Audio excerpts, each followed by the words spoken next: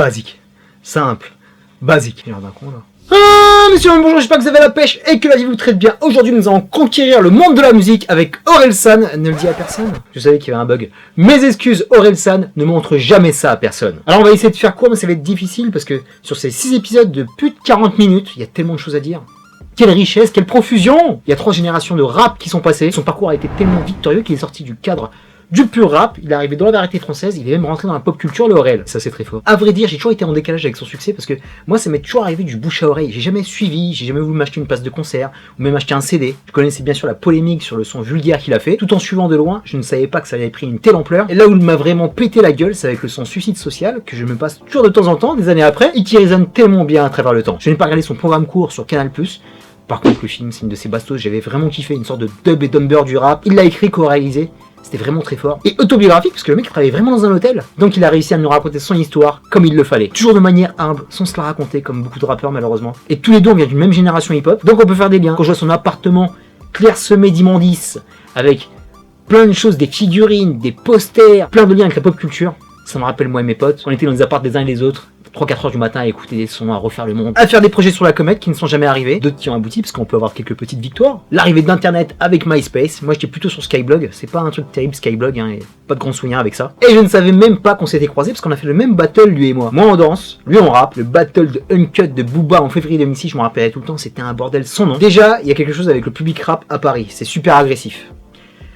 Là, tu mets le public de Booba, qui était venu spécialement pour lui. On préparait en backstage, c'était un peu la zizanie, il y avait des people avec nous, il y avait Diams, il y avait Omar, plutôt de bonne ambiance, en plus on avait bien reçu, on avait quand même une belle loge avec de la bonne bouffe. Mais dans le gymnase Pierre de Coubertin, surtout à l'intérieur de la salle, l'ambiance était volcanique, le public avait la dalle, et avec l'expérience, j'avais fait beaucoup de scènes coupe-gorge, mais là, le public était vraiment hostile. Je me rappelle que les danseurs étaient plutôt épargnés, mais le rappeur qui venait, qui faisait son clash, et qui bégayait, il se faisait fumer d'emblée. Il n'y avait pas une chance pour attraper quoi que ce soit, parce que s'il ratait sa punchline, le mec signait son arrêt de mort, et lui, tout innocent, qui vient de province, pour sa première fois à Paris, histoire de se faire remarquer par les autres, il est tombé de haut, en plus il n'aurait pu jamais se relever, parce que c'est vraiment violent. Et j'en ai vu des groupes encore plus confirmés à Paris, qui faisaient les premières parties, qui étaient pris en grippe par tout le public, et ça balançait des noms d'oiseaux dans tous les sens. Je me rappelle de KDD qui avait fait les DMC. Idem pour les mecs qui font des premières parties de grands artistes. Quand tu viens de Paname et sa banlieue, c'est difficile, mais quand tu viens de province, mon pote, c'est très très chaud, surtout à cette époque, parce que Orelsan est arrivé à une époque où le rap était de cité, c'était du rap de test hardcore. Et après c'est devenu un peu plus léger, un peu plus personnel, un peu plus varié, grâce à lui et d'autres artistes. Et tu vois que le mec a traversé 2 décennies en mettant tout le monde d'accord en étant le numéro 1. Et c'est surtout avec ce docu que je viens de le remarquer. Donc nous pouvons le dire, chapeau l'artiste. Il a également réussi à être apprécié de tous, les mecs de son milieu. Quand tu vois qu'il a bossé avec Akhenaton, avec Oxmo Puccino, avec MC Solar, les anciens, comme la jeune génération l'apprécie. Je me méfie un petit peu parce que ce documentaire a été fait par son frère, mais il nous donne aussi un super inside avec ses caméras DV, ça me rappelle tellement de souvenirs. On s'est tous filmés en DV pour raconter nos histoires. On a tous des dossiers, mais si tu fais pas un carton comme Orelsan, difficile de les sortir. Qu'est-ce que tu vas balancer ça sur internet et montrer ça aux gens, mais ça va pas ou quoi? Parce que là ça se met à nu. Ça assume complètement le côté terroir, le côté classe moyenne. Ça nous parle sans se planquer du syndrome du rappeur de province. C'est très familial, on voit ses parents, on voit sa grand-mère. Beaucoup de témoignages émouvants, parce que ça n'a pas dû être facile pour ses rempas qui étaient profs, de voir leur fils faire du rap et balancer toutes ces insanités. Et également, très fort aussi, l'entourage. Parce que jamais il aurait pu accomplir ça en solo. Ils sont tous très complémentaires. Surtout les hommes de l'ombre qui font les sons, comme Scred. Et lui, sur tout le documentaire, tu le vois au début et à la fin. Il a jamais changé, le mec. Hyper froid, hyper carré. C'est ce genre de mec qu'il faut pour canaliser un troublion pareil. Troublion.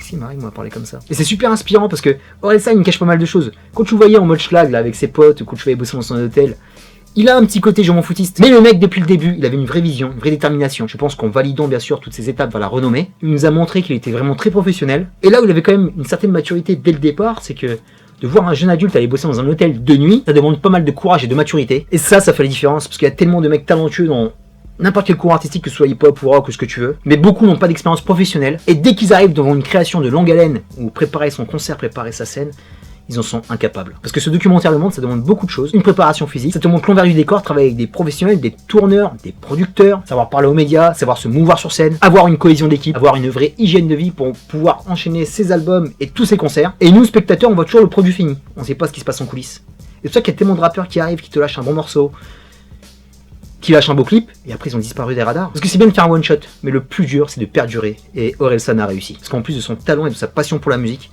le mec est très ouvert. Il a pris un orchestre, il est allé chercher différentes inspirations musicales, et il a un vrai savoir-vivre, parce que le mec est fidèle en amitié, il n'a jamais lâché ses potes, eux-mêmes se sont élevés à ses côtés, il est même parti récupérer Gringe, qui était plus talentueux que lui, mais beaucoup plus torturé, le mec savait pas où il allait, et en faisant casseur-flotteur, il a poussé Gringe dans sa carrière d'acteur, et aussi à créer son propre album, et ça aussi, ça m'a vachement ému si j'avais des potes comme ça. Et tout le temps aussi avec cette ambition de se renouveler, pas tout le temps raconter la même histoire, changer, s'adapter aux nouveaux rappeurs, pour être crédible, parce que le mec a pris aussi un coup de vieux, et tu vois même que la polémique qui l'entourait l'a aidé, parce qu'il a pu bosser derrière avec pas mal d'artistes, qui eux l'ont validé, pour se relancer, et pour être ce qu'il est aujourd'hui, alors que le mec était au plus bas, il était vraiment dans la merde, le Aurel. Y a pas que le don, le mec aussi a un vrai mental, parce qu'avec la shitstorm qu'il a mangé, beaucoup se seraient arrêtés, moi le premier, et lui est revenu pour avoir une vraie success story. Tout en gardant ce côté classe moyenne, ce côté terroir, en s'ouvrant un peu plus, en nous parlant de Sanana par exemple. Et là aussi c'est puissant, parce qu'il arrive à réécrire l'histoire, tout en restant lui-même. Parce que tu sens qu'il y a tout le temps au fond de lui le mec qui est en train de faire du son dans sa chambre. Il ne sait même pas où il va, il sait même pas s'il va le réussir, s'il va le proposer aux gens. Le son de sa voix, il y a tout le temps une sorte de doute, de vulnérabilité, de simplicité aussi. Parce que tout ce qui lui tombe dessus, je pense que le mec n'y croit pas du tout. C'est une star qui n'est pas Star System. À un moment, tu vas le voir sur le docu, il y a un magazine People qui l'a pris en photo avec sa meuf, et lui, il hallucine quoi. Juste, je sors de chez moi avec ma nana, je prends ça en photo, tu racontes une histoire. Il est complètement déboussolé par sa célébrité. Mais tu sens qu'il arrive à le gérer parce que le mec est obstiné. Il sait faire des sortes de mises au vert, que ce soit en France, à l'étranger, quand tu le vois à la montagne, quand tu le vois aux States. Parce qu'il se focalise sur la suite. Et sur plein de choses qu'il a envie de faire à côté, comme je savais même pas qu'il avait fait une marque de fringues par exemple. Et à nous de nous en inspirer à notre échelle, parce que je pense pas que j'ai son talent d'écriture ou son talent de rappeur, etc. Mais par rapport à ce que tu fais, si tu crois en toi, si tu as ta propre vision, fonce! Gros big up au créateur du documentaire, Clément Contentin, je savais même pas aussi qu'il bossait sur Canal+, le gars, je sais même pas si c'est lui qui avait fait les slow motion que je voyais en sport. Big up à toi, c'était honnête, c'était enjoué. Moi qui connaissais pas du tout la carrière de ton frère, j'ai vraiment kiffé la construction, ce mélange entre témoignages, images d'archives, documentaire en prise directe, la mise à nu du frangin qui s'est pas bougé sur scène, c'était tordant, le montage était superbe. Je kiffais aussi les petits clips de fin qui présentaient le prochain épisode. Là je pense qu'on aura une saison 2, parce qu'il faut bien qu'il parle de la Covid, Aurel. Bravo par rapport à la création d'Orelsan et bravo pour cette aventure de potes qu'on nous a proposée. J'espère que les jeunes rappeurs regarderont. J'espère que d'autres personnes qui n'ont rien à voir avec le rappeur, parce que ça parle aussi d'entrepreneuriat, s'en inspireront à bon escient. Donc oui, un documentaire, ça peut être aussi mercantile, et quand tu regardes ce docu, directement, t'as envie d'aller au premier magasin pour acheter son CD? Non, pas sûr que je le fasse. Mais en tout cas, c'était vraiment cool, et je suivrai la suite de la carrière d'Orelsan avec beaucoup d'intérêt. Terminus pour Orelsan, je te dis à très bientôt pour de prochaines vidéos. D'ici là, porte-toi bien, merci pour tes likes, tes partages, tes commentaires. Est-ce que tu as vu ce documentaire? Est-ce que tu aimes Orelsan? Est-ce que tu aimes le rap français? Est-ce que tu aimes la musique tout court? Lâche-toi et mets-moi un commentaire d'artiste. Peace and love. Si je vous disais que pour un mec un peu paumé, c'était impossible de remplir les plus grandes salles de France, de faire des centaines de millions de vues, mais que moi, j'y ai cru dès le début.